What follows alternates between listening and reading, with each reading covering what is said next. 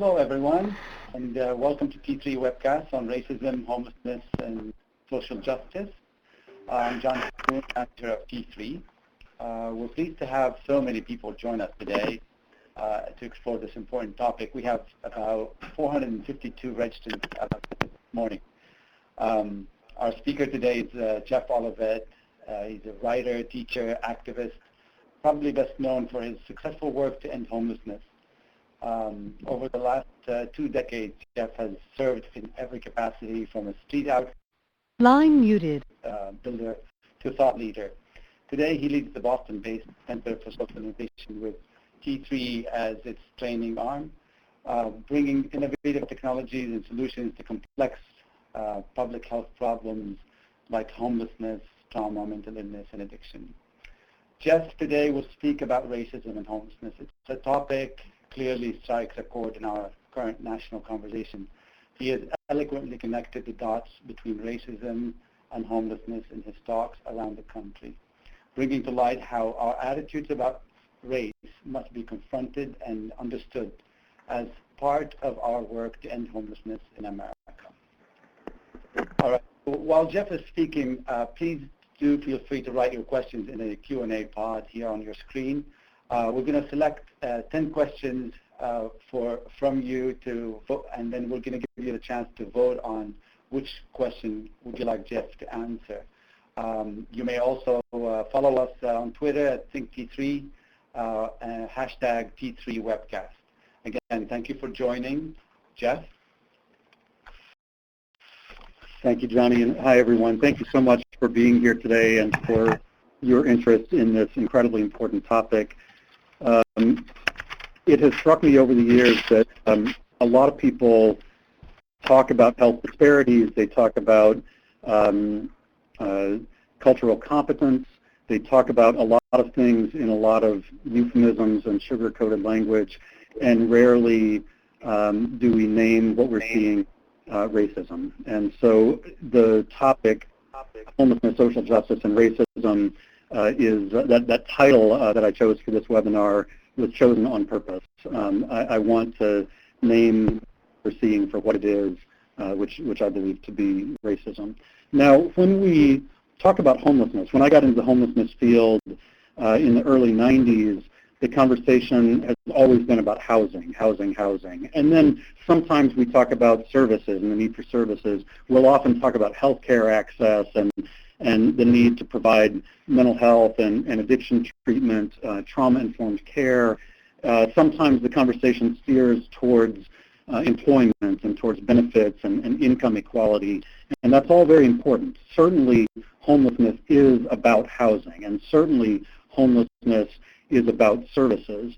But more than that, homelessness is also about poverty, it's about injustice, it's about oppression, and I believe it's also about racism. And I think it's about time that we, as a nation, start having that conversation about the intersection of racism and homelessness.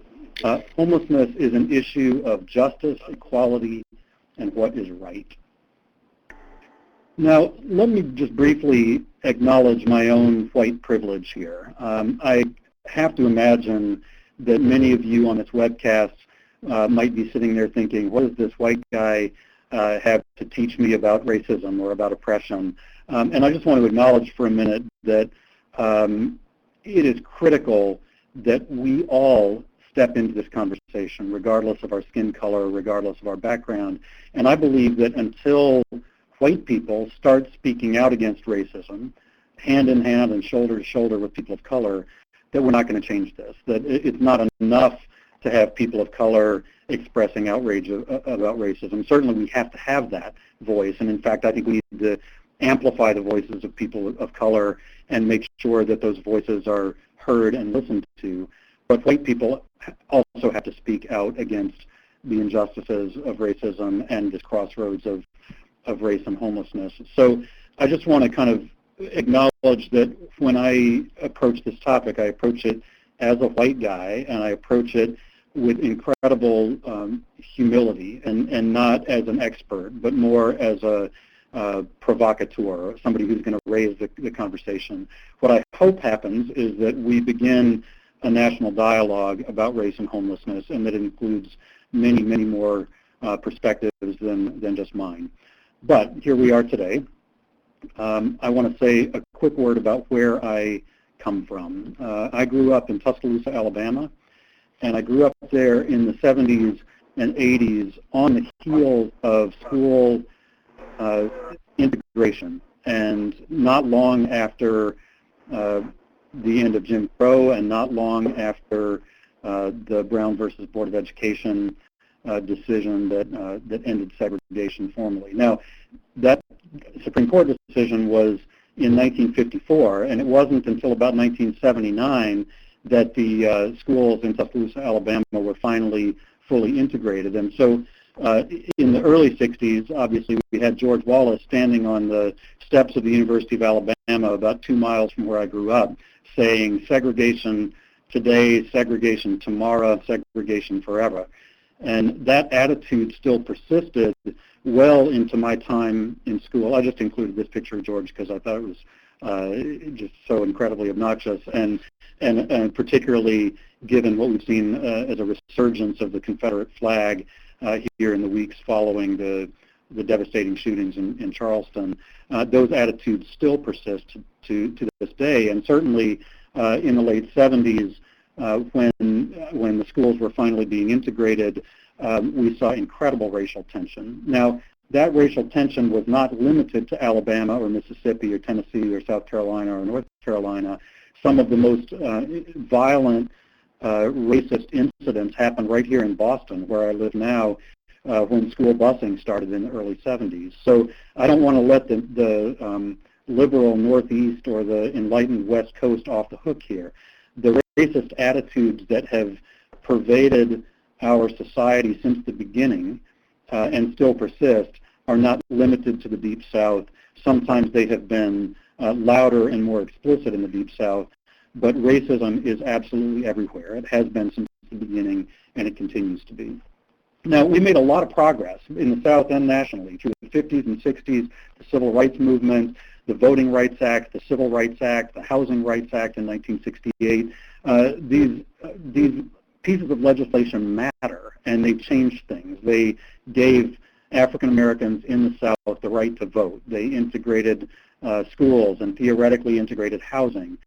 And yet we have seen a systematic unraveling of those incredible pieces of civil rights legislation, where the Supreme Court in the last couple of years has gutted the Voting Rights Act. We've seen the resegregation of public schools right there in my hometown of Tuscaloosa, Alabama. The school that I went to, Central High School, was about 60% black and 40% white when I was a student there. Now it is 99% black, 1% white, and they built a fancy new white high school across the river. We have seen a systematic resegregation of public schools throughout the South. And so it raises the question for me, are we making progress? Are we going forward? Are we going backwards? I mean, certainly we saw a tremendous step forward. I'm seeing some notes that it's a little hard to hear me. Maybe I'll try to pick up the phone here. If I talk straight into the phone, I wonder if that helps with the audio. If folks could respond and let me know. Okay, so we've got a speakerphone issue here in my office. We'll go here. So the question really gets raised, are we making progress? Are we going forward? Are we going backwards? Now, when we elected Barack Obama in 2008, and he took office in early 2009, we had Will.i.am and others saying, you know, it's a new day. We've really accomplished an incredible achievement, and that is true. And at the same time, we saw a tremendous backlash and have continued to see a tremendous backlash of what I believe is racist sentiment that has just come out of the woodwork in all kinds of ways. And we saw that in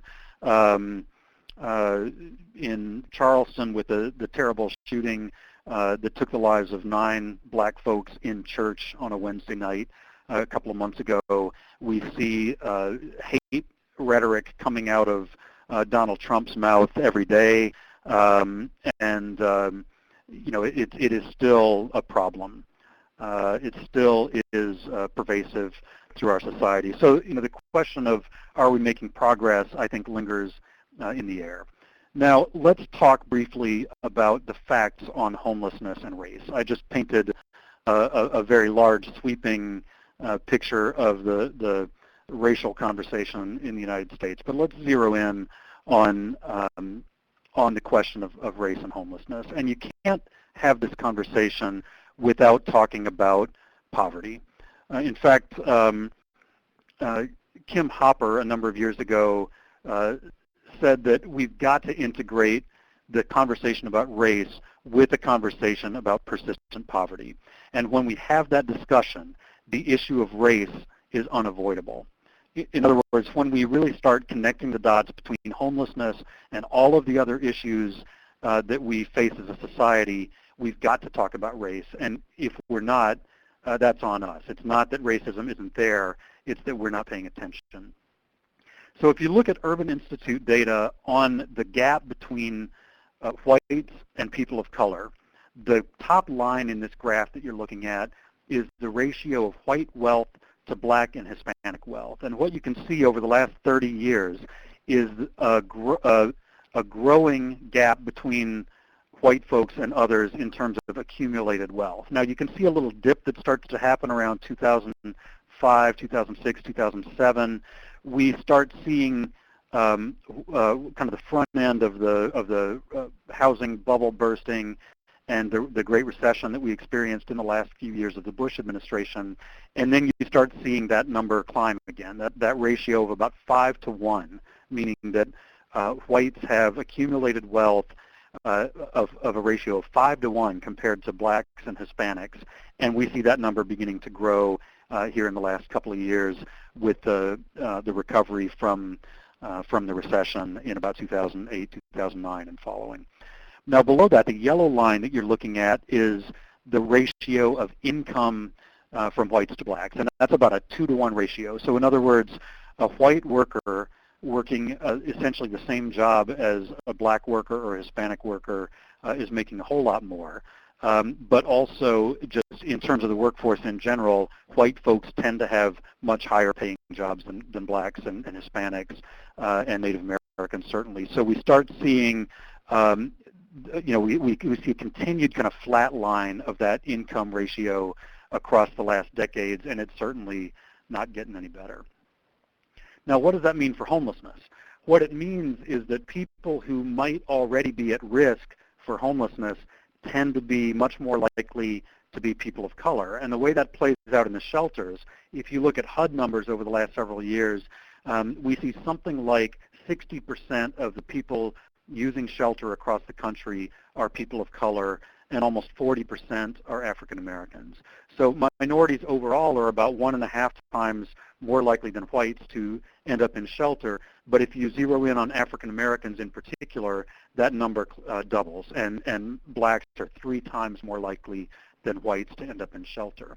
One study of shelter utilization in New York City and Philadelphia found that blacks were 16 times more likely than whites in those cities to end up in shelter, and children under 5, if you look at very young children who are the vast numbers of kids experiencing homelessness are in that 0 to 5 age group, we see black children 29 times more likely than whites to end up in shelters in New York City and in Philadelphia.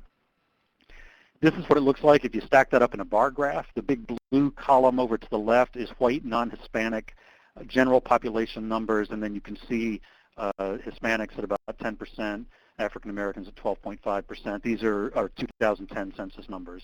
If you look to the bar graph to the right, that's the shelter population. So you can see the white population go from 64% of the general population down to 40% of the shelter population. Hispanics remain roughly the same in terms of shelter utilization as they are in the general population, and African Americans are just dramatically more likely to end up in shelter. Now, I see a comment down in the chat box below, Terry talking about the First Nations people in Northern Ontario experiencing equally high numbers. Certainly, Native Americans in the United States as well are dramatically overrepresented in the homeless population. And so the two groups that we see most dramatically disproportionate in the homeless population are African Americans and Native Americans. And I'm interested to know more about what's happening up in Canada around the First Nations people as well. Now, George Carter, a guy with the Census Bureau, did a remarkable study that he published in 2011 where he found a number of things that were really interesting. One was that even when you control for poverty, even when you looked at a group of poor whites compared to poor blacks and poor Latinos, African Americans were still dramatically more likely to end up homeless compared to their poor white peers. So what that looks like is that about 12, 13% of the overall population of the United States is African American. About 27% of the poverty population is African American. And about 41% of the total, or 56% of homeless families, are African Americans. So you can't simply dismiss this as an issue of poverty. Something else is going on here when you have poor blacks that much more likely to become homeless than poor whites or poor people of other races. Now, let me speak for a minute to the Latino paradox. I've been talking a lot so far about African American homelessness, and certainly the sheer numbers as well as the proportionality bears out that a major problem here is the high rates of African American homelessness. There is an emerging research that talks about the Latino paradox, which is, if you think back to that chart I just shared a minute ago, Latin Americans, Latinos, Hispanics are roughly proportionally represented in shelter settings. Now, there are a couple of possible explanations that the research is beginning to explore. One of those is that they're simply not accessing shelter, that there are much larger numbers of Latino people who end up homeless. They're simply not coming in for services for fear of deportation or families being broken up or any other number of factors. The other explanation is that we're simply not counting them, that our methodologies for things like point-in-time counts simply don't capture Latinos in the street counts and in the shelter and housing counts. I see Paul Bowden asking about the overrepresentation of shelters relating to the same stats in jails and prisons. And Paul, I'm going to talk about that in a little while and show you some numbers on incarceration rates. But certainly the question of incarceration, mass incarceration of people of color, has a direct connection with these numbers that we're seeing in the homeless population. And just to say a brief word about that, you can tie the mass incarceration trends over the last 30 or 40 years with increases among those racial and ethnic groups in the homeless population. So what happens is that black men and boys in particular, but certainly Latinos as well, and even women of color are arrested and prosecuted and sentenced at much more aggressive rates than whites doing the same crime as marijuana possession or crack use or anything else. And what we see then is people of color ending up with felonies on their records that make it near on impossible for them to get jobs, to get housing, and to exit homelessness. So just a brief word back to the George Carter study. Carter found that African American men in particular experienced homelessness for longer than white men in similar situations on the street.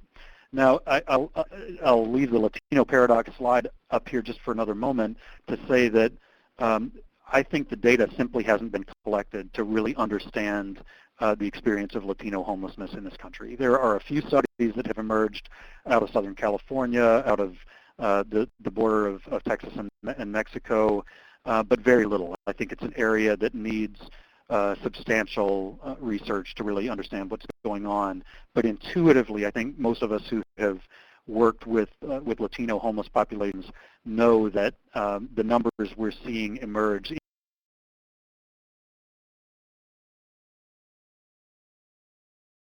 in national counts and in HUD data and in U.S. Conference of Mayors data and that sort of thing just simply aren't painting a complete picture, that we're somehow missing that picture. Now, I am deeply troubled by the rhetoric coming out of Donald Trump's mouth and out of the Republican primary campaign right now in general, which I perceive to be simply hate language and language of racism that's coded in the context of immigration policy. But if you watched yesterday the interaction between Donald Trump and Jorge Ramos from Univision, we just see this incredible animosity, this sort of nativist, American exceptionalism kind of rhetoric that's coming out of that campaign, and I think it's deeply troublesome. And I don't know if all of you saw the terrible story coming out of Boston last week, where a Latino homeless man was targeted by two Trump supporters simply because he looked Latino, and they beat him mercilessly and sent him to the hospital because he was Hispanic. And I think the rhetoric matters. This is not reality television. It's public policy, and it matters what our leaders say, whether they are elected officials or people that the media latches onto and promotes as vocal mouthpieces for how to think about solving our complex problems. Sorry for the rant there. I think all these things are connected. I think we can't talk about homelessness without also talking about how we treat immigrants, how we treat refugees, how we treat veterans and victims of domestic violence, and the whole range of issues that are connected here. Now, one of the major issues that we face is ongoing residential discrimination.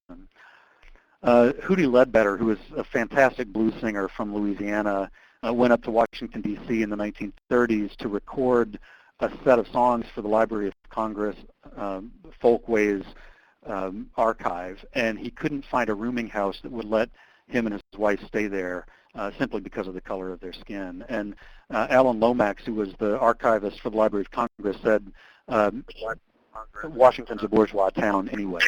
And Leadbelly liked that phrase and wrote a song called the Bourgeois Blues.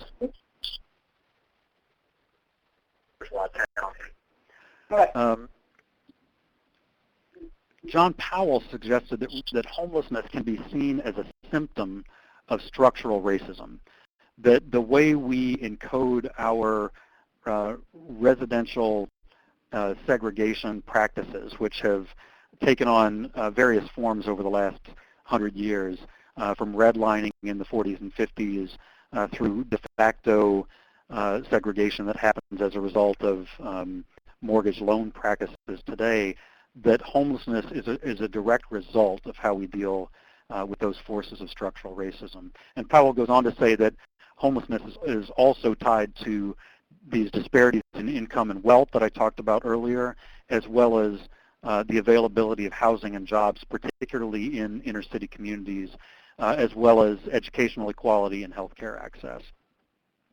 The other structural causes that have to be addressed when we have this conversation are the broader questions of poverty and income equality, the question of an increasing demand for affordable housing at the same time that we as a nation have dramatically slashed our investment in affordable housing. So if you look at the federal investment in affordable housing over the last 4 decades, you see an 80% cut in our investment in public housing, in affordable housing development, and you can't simply cut our affordable housing stock by 80% and hope that people miraculously land on their feet. We have pulled the rug out from under people with regard to affordable housing.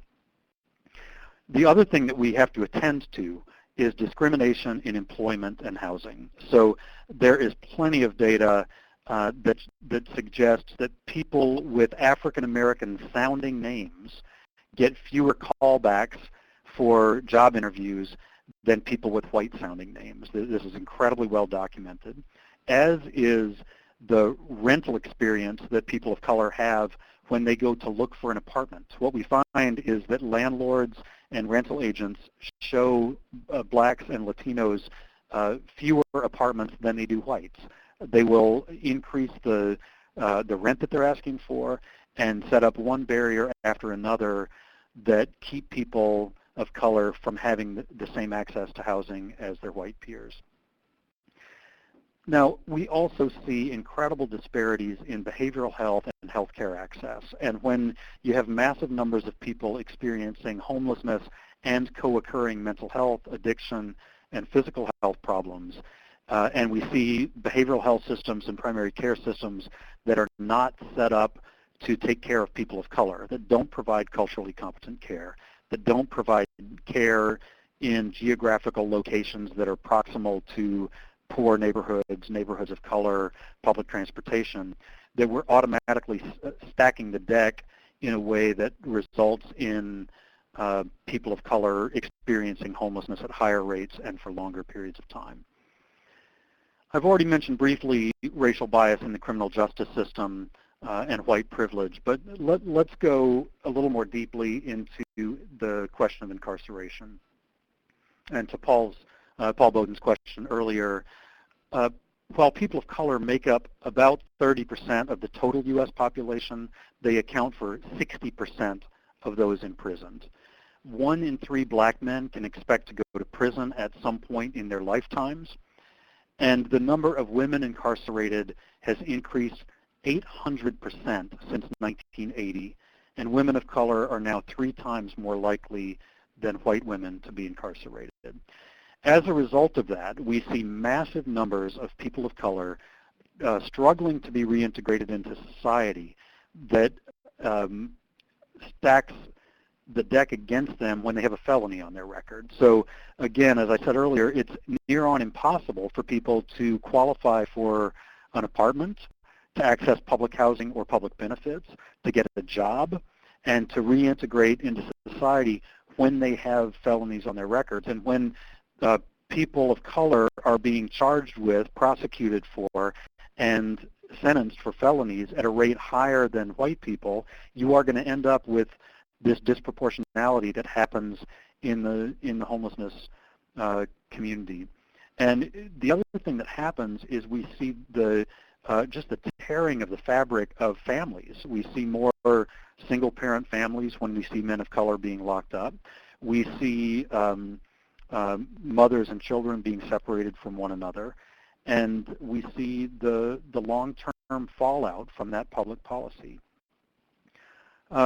I see Catherine's question in the box about homeless programs screening out on these things, such as criminal histories, poor work histories, that kind of thing. I think it's absolutely essential that we see that trend in our homeless systems and do something about it. That we cannot replicate in our homeless programs and in our housing programs what we see in society as a whole, which is once people do have those criminal records, we make it impossible for them to ever access care, services, housing, supports. And so in some ways, the systems that we've built, we can think of this as the homeless industrial complex that we've built up over the last 3 or 4 decades, is a system that contributes to this problem. It doesn't necessarily solve the problem, and our screening and eligibility practices certainly contribute to that, and I would like us to consider that certainly as we get into the Q&A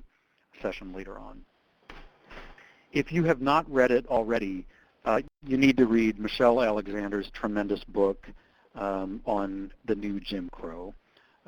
What we see in Michelle Alexander's work is an incredibly detailed exploration of the history and the present crisis of mass incarceration of people of color. She basically says that we had slavery. That ended with the emancipation of slaves. Then we had Jim Crow for 100 years, and that was essentially, a legally encoded system of apartheid in the United States. It was every bit as bad as what South Africa experienced under its apartheid rule. And then, once Jim Crow fell, Michelle Alexander argues, we as a society instituted the new Jim Crow, which is the system of mass incarceration of people of color, both African Americans and Latinos and Native Americans. Now, Terry asks a question, would I speak to the question of unfair sentencing related to types of drugs possessed? One trend that we saw in the 1980s with the crack epidemic was disparate sentencing practices on crack cocaine possession, use, trafficking, distribution, as compared to powder cocaine trafficking, use, possession, distribution. What that did was automatically set up a racial dichotomy between white folks who tended to use powder cocaine, which cost more, and people of color in poor inner city communities who were much more likely to use and be targeted for use of crack cocaine.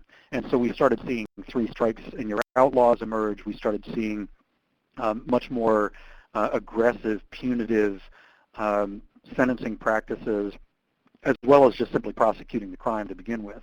And so what that did was contribute to this this sort of practice of mass incarceration that happens, and I use the present tense very deliberately there, that happens at every step of the process, from stop and frisk on the streets of New York City to traffic stops in Texas of people of color for nothing more than a brake light being out, or the experience of driving while black.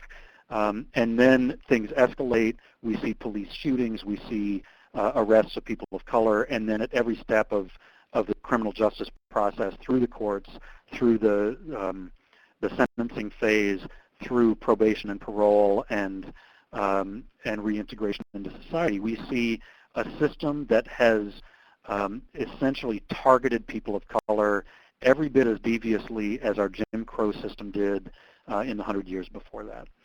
Now, Michelle Alexander says, I think incredibly eloquently, that we avoid talking about caste in our society because we are ashamed of our racial history. She would say that we have never come to terms with our history of slavery, of racism, of Jim Crow, and now of mass incarceration. And until we do that, until we come to terms, until we have a truth and reconciliation process, then we are not dealing with our own past in a way that's going to launch us into a future that has any chance of racial equality.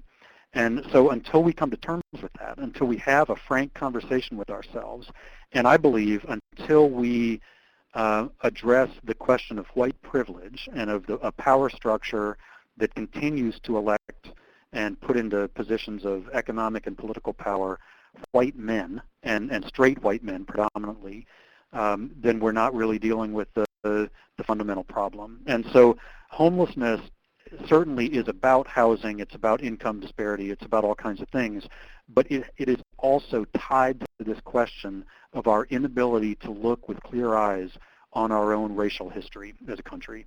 And I think that conversation is long overdue. Let me just say a little bit more about the historical perspective on this. Now, through the last 150 years since slavery fell, we have seen a number of trends in the history of homelessness that play into and create the current context that we're seeing in contemporary homelessness. During and after, during slavery, and certainly in the years immediately following the Civil War, we saw large numbers of runaway slaves and free blacks who ended up on the streets of northern cities homeless. And it's well documented from Philadelphia to New York to Baltimore to Boston through the 1830s on up through the Civil War. Now, right after the Civil War, we saw massive numbers of people of color, of African Americans, displaced by that war, leaving plantations, often attaching themselves to Civil War era work camps that sort of followed the Northern Army around. Then we saw the failure of Reconstruction, where under a nasty political deal to elect a white Republican president, Rutherford B. Hayes, I believe it was, in the 1870s, that the deal was struck to pull Northern troops out of the South. At that point, Reconstruction fell. We saw Jim Crow emerge, and we saw the massive oppression of black folks in the South. After that, we saw some number of black tramps and cowboys and hobos kind of riding the rails and moving around the country, but that history was sort of forgotten and not well documented. We also saw a massive migration of black folks from the South to the North, to the West, to the Midwest. That process, called the Great Migration, happened in a number of waves over the 100 years or so following the Civil War, and is eloquently told in another book by Isabel Wilkerson called The Warmth of Other Suns, in which she traces the migration of 3 black families from the Deep South into the North, to New York and Boston, into the Midwest to Chicago and Milwaukee, and then from Louisiana out to California. What is not well documented, either in Wilkerson's study or anywhere else, is the experience of black homelessness in the Skid Row areas of the United States from the 20s up through urban renewal in the 60s and 70s. So we have known that there has been mass homelessness among people of color. It simply has not been looked at or addressed in any real detail. In that 100 years, as black folks moved from the South to the North and the West, there was white flight. We saw the growth of the suburbs. We saw the continued segregation of communities, of schools, of houses of worship. And I believe that has laid the groundwork for some of the racial disparity and disproportionality we currently see in homelessness in the United States today. John Powell would say that social and racial inequities, including homelessness, are now geographically inscribed. So before I pause and go to some question and answer time, I want to raise a few questions for you all to think about, and you might consider this homework following this webinar. The first couple of questions have to do with how we both contribute to and respond to racism in our community.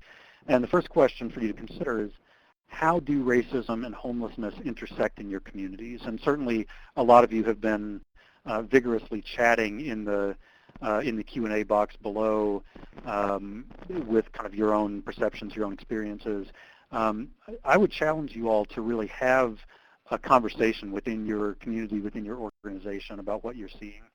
And even more importantly, about how your organization, how your homelessness continuum of care, and how your the homeless service system can and should respond to these trends that you're seeing, to discrimination in housing and employment, to unfair sentencing practices, to the question of reentry. I like Deborah's comment below about the school to jail pipeline. You could probably add school to jail to homelessness pipeline in a lot of cases. Now, a harder question, and I think this gets back to Catherine's comment in the box earlier.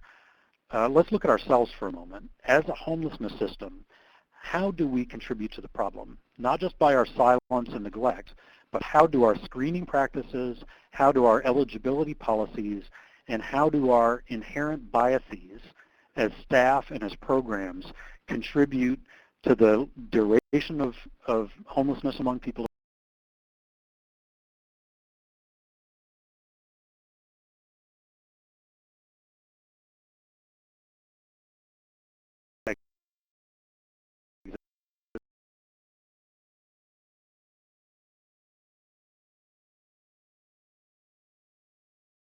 is much whiter than the people it serves.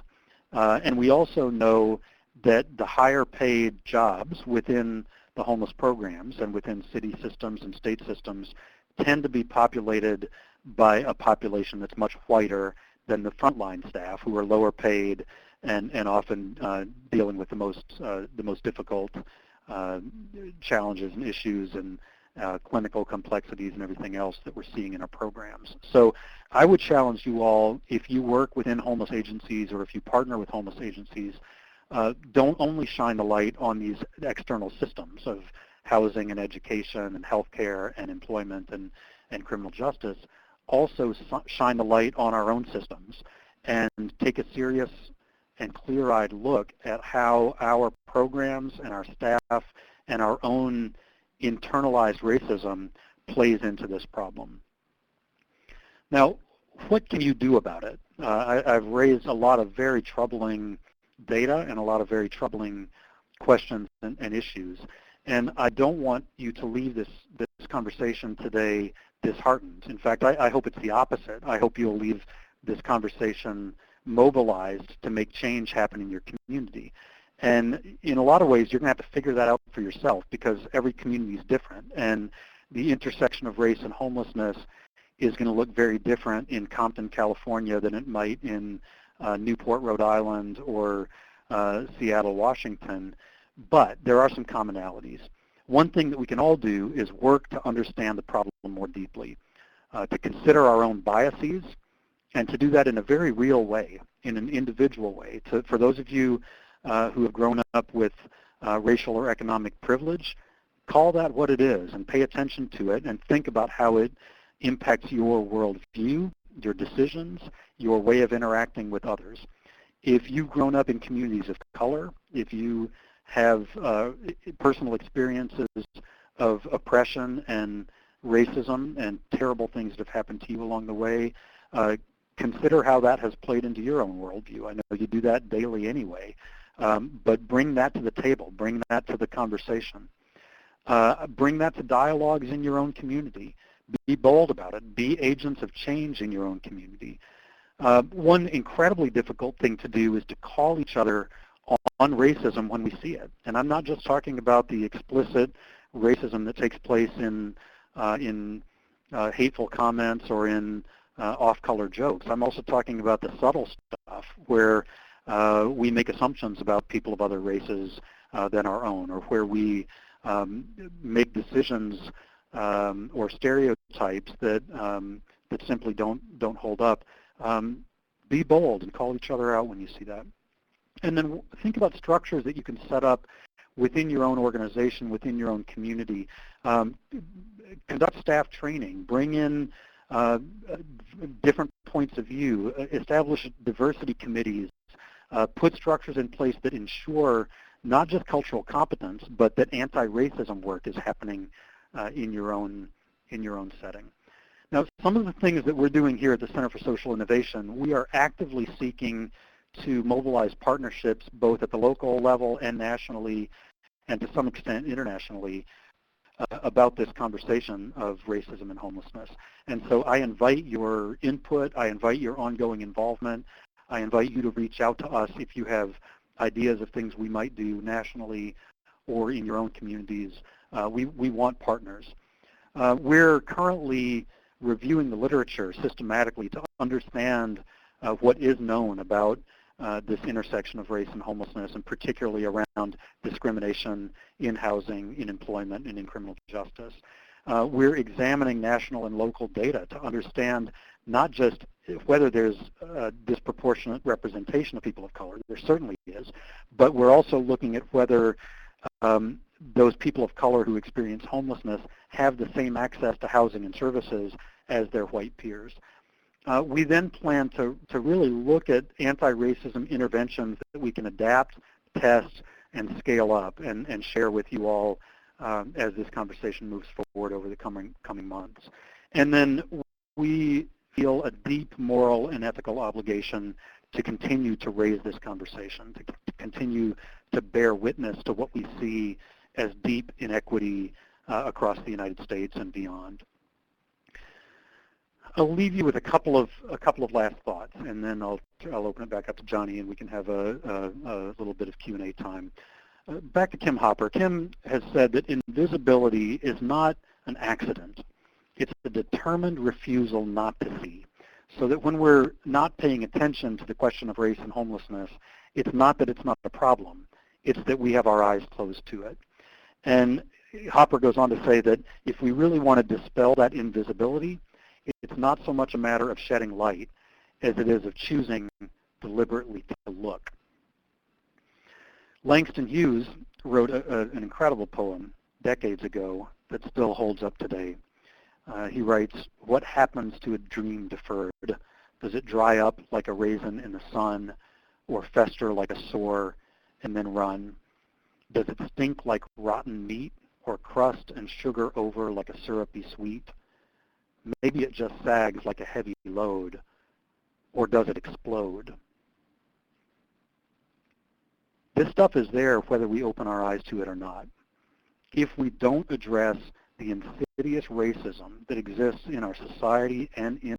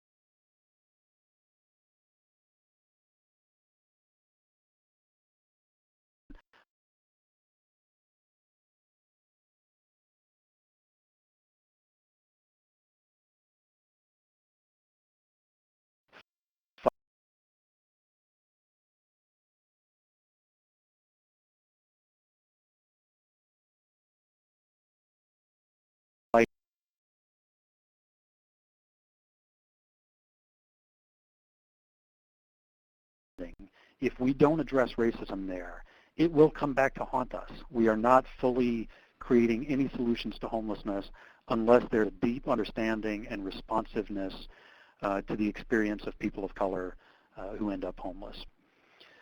Dr. King and then President Obama both talked about the moral arc of the universe, or the arc of the moral universe. And Dr. King said, the arc of the moral universe is long, but it bends towards justice. I loved President Obama's addition to that. He amended it, and he said, but it doesn't bend by itself. We have to bend it. We have to fight to bend the arc of the moral universe towards justice. And as I said earlier, I hope that this webinar today and this topic and this conversation is encouraging to you. I hope that it charges your battery. I hope that it gives you ammunition and ideas to make change happen in your community and to be a bold advocate regardless of your skin color, regardless of your own economic background, your own personal experiences with homelessness, with trauma, with racism, with discrimination. I hope that you will be a soldier in this fight, and that we will fight not just for the end of homelessness, but for racial equality as a root solution to homelessness as well. Thank you so much for hanging with me. I know I blasted a lot at you. I'm going to put it back on speakerphone, and we'll do a little bit of time of Q&A before we call it a day. All right. Well, thank you so much for this engaging talk. It looks like we have time for a couple of questions that I mentioned. We are going to post a poll up on your screen. Please take a moment to vote on which question you'd like Jeff to answer. In the meantime, here we have a question for Jeff on following on what can we do about it. Our question is, what can the media do about it, or what can media production do about it? Mainstream shows like Orange is the New Black, The Wire, Training Day, they help raise awareness about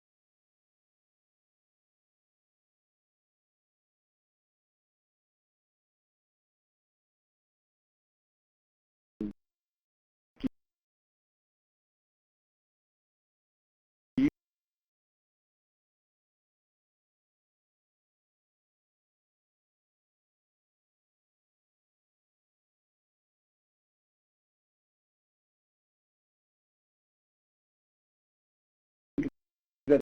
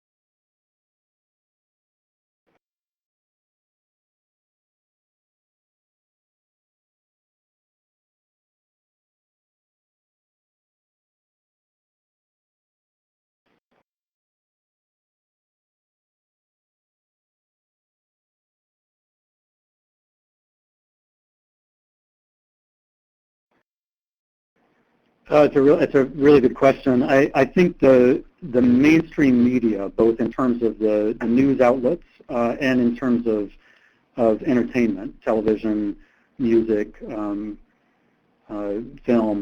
has an incredible megaphone. Each of those two. I mean, from Fox News to MSNBC to Hollywood to Netflix. I think there is a role for the media to play in shifting public policy and public perception. I think the news media in particular has an incredibly short attention span. We used to think about the sort of 28 or 48-hour news cycle. Now it feels like a 28-minute news cycle, and lately it's mostly about the most outrageous thing that one of the presidential candidates has recently said. So I think the television media in particular does a real disservice to any substantive conversation.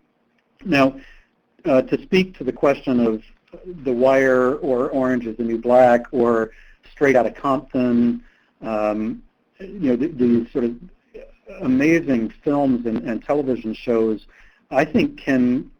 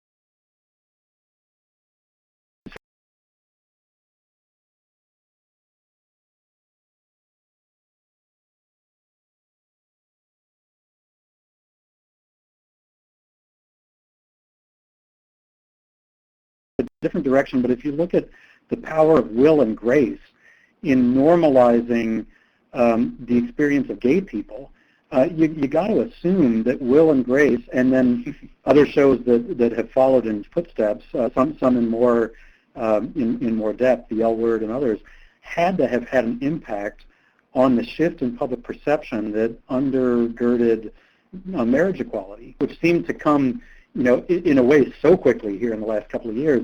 I think the same is true around the conversation about race, and I think the shows like The Wire, it's a little old at this point, but shows about The Wire do an incredible job in shining a light on these issues and in connecting the dots between education, incarceration, drug and alcohol use, et cetera. All right. Well, thank you for taking the time to vote. It looks like we're going to end the poll shortly. I see a follow-up question on that. Thank you for that on the HBO show. I have not seen it, if anyone has. It's called Housing and Race. Seems like a new show there. Shall we end the vote? Are we all ready? I have an idea which one is the most. All right. I think the question here that got the most number of votes is, how can our community, especially our homeless service providers, have productive conversations about how racism, poverty, and their unique vulnerabilities is impacting children of color, their growth, learning? I wonder if we can type that question into the box so people can see it as well. So I think there are a couple layers to that question. One is what our communities more widely can do, and then secondly, what homeless services providers can do, and what is the connection to children of color, if I followed the question well. I think there are a few things. We cannot underestimate the long-term impact of racism on children of color. I mean, the long-term trauma of that, the collective trauma and the individual trauma of racism lasts for decades and decades and decades. And you can't just expect kids to bounce back and everything to be okay. Hang on just a second. I think we have to not only pay lip service to this conversation, but we have to make change happen so that kids of color don't experience homelessness for as long and don't have the sort of layering on of trauma that comes as a result of homelessness. I think as homeless service agencies, we can provide a safe space for people, especially kids. I think we can provide supports. We can assess traumatic experiences and adverse childhood experiences, and then provide mental health treatment where necessary. I think we can provide housing interventions that move people out of homelessness quickly. I think there are a lot of things we can do within our own organizations to question our own contributions to the problem of race and homelessness.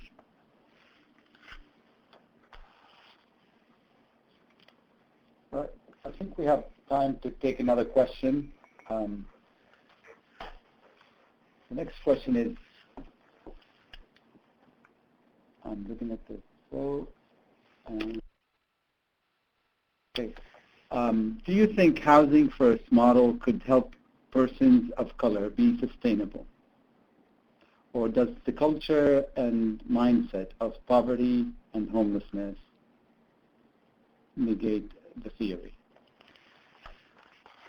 I think so. Housing First is a tremendous model, and I think was a real sea change in how we address homelessness in the country, and it's certainly been taken up in Canada, in Europe, and elsewhere.